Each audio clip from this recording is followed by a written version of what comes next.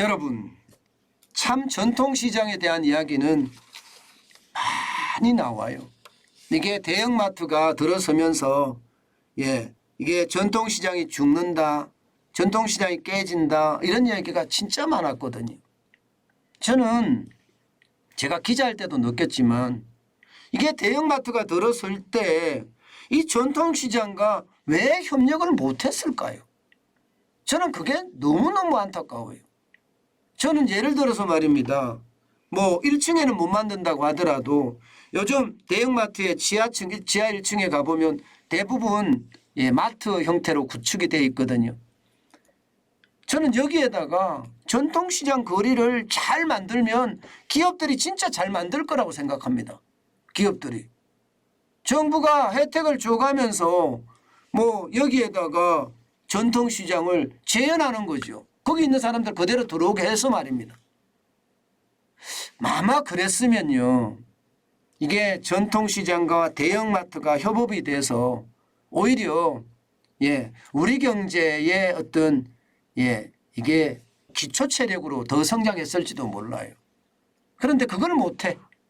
이 전통시장하고의 협력을 전혀 못해요. 그러다 보니까 대형마트가 들어서면 들어서는 족족 근처 전통시장이 영향을 받을 수밖에 없고요. 이게 시대가 흘러가면 흘러가는 그 족족 온라인으로 거래가 많이 되니까 전통시장이 죽을 수밖에 없습니다. 여러분, 이 지표 한번 보세요. 깜짝 놀라실 거예요. 2006년 대비 2020년 전통시장 감소수입니다.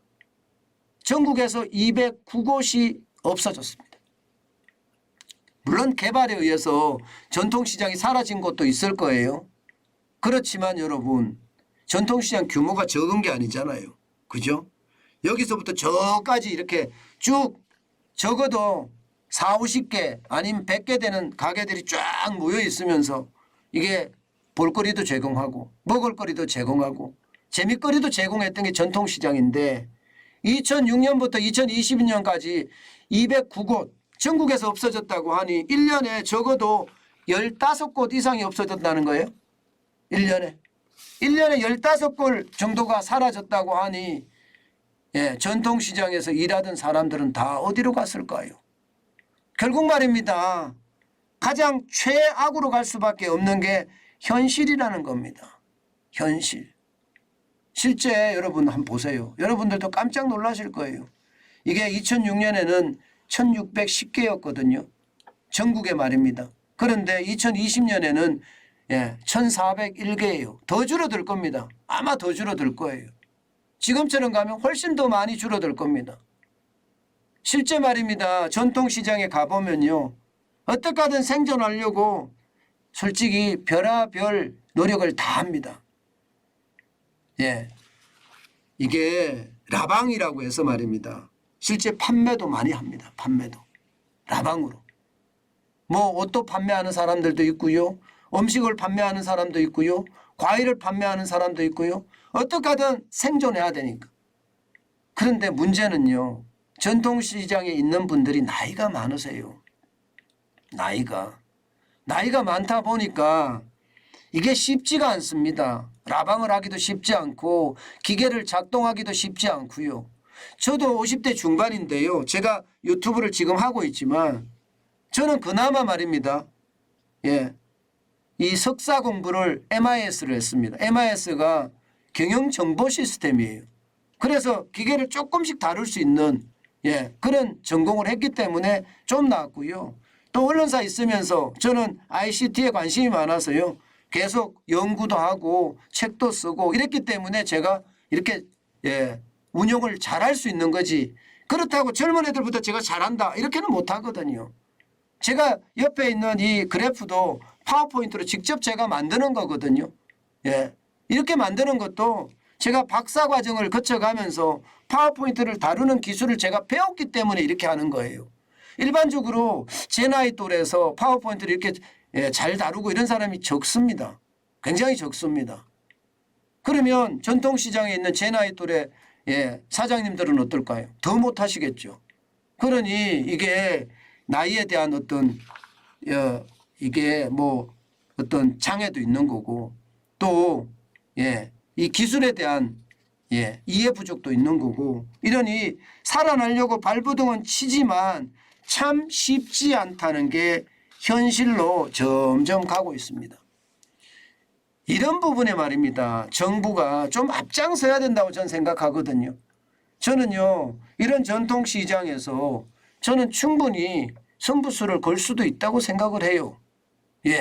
이게 온라인이라는 그 감안을 항상 저는 해야 된다고 보거든요. 이제는요 오프라인만 가지고는 아무 이게 성패를 좌우할 수가 없습니다. 특히 말입니다. 저는 일본을 좀 많이 가봤는데요.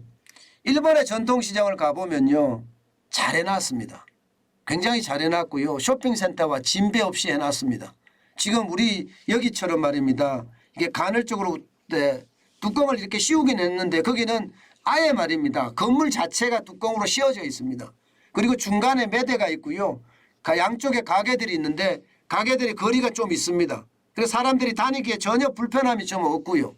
중간에 매대는요 주로 먹을 수 있는 매대들이 많아요. 먹을 수 있는 매대들이. 그러니까 앉아서 먹으라 이거야. 앉아서 먹으면서 주변을 보면 구매할 수가 있다. 그러면서 통합결제가 일어납니다. 통합결제가. 저는 일본에서 가서 보고 참 제가 많이 놀랬다 그런 생각이 많이 들고요. 네덜란드 가서 봤을 때도 여기도 참 잘하는구나 그런 생각이 많이 들었거든요. 저는 전통시장을 살리는 그런 비책이 결국은요. 온라인하고의 접목을 어떻게 할 것인가. 그리고 그 전통시장의 특색을 뭘로 만들 것인가. 이게 제일 중요하다고 생각합니다. 제일 중요하다.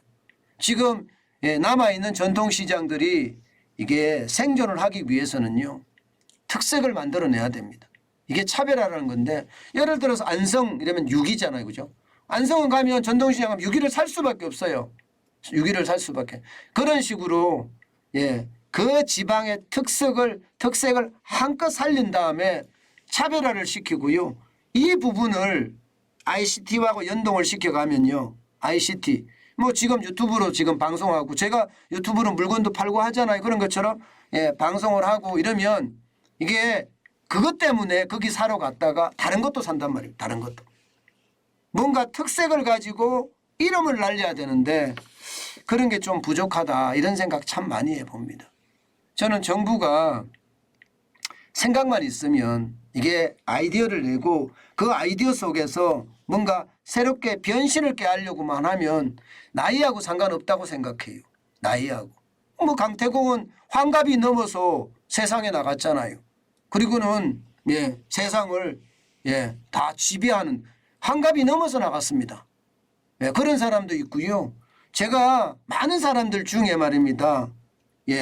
진짜 나이가 상관없이 일하는 사람들 많이 봤거든요. 일품한우인가요? 일품한 김치영 회장님. 그거는 70에 창업했어요. 70에. 세상에 못할 게 뭐 있습니까? 배우면 되지요. 또 배울 수 있습니다. 이게 초심으로 돌아가면 안 되는 일이 없거든요. 그런 걸 감안하면 저는 이게 현장에 맞는 그리고 시류에 맞는 그런 정책들이 더 많이 나와야 되는 것은 아닌가. 저는 오늘 또 그런 생각을 해보네요. 그러면 말입니다. 전통시장도 저는 충분히 살릴 수 있다고 생각합니다.